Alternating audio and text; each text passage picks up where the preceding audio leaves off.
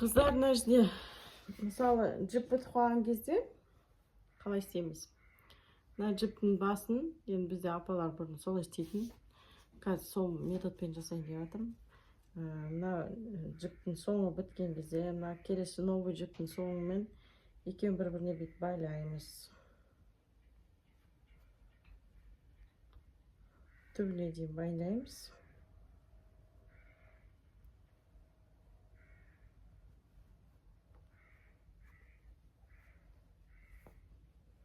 Қаттырақ 2-3 рет байлаймыз.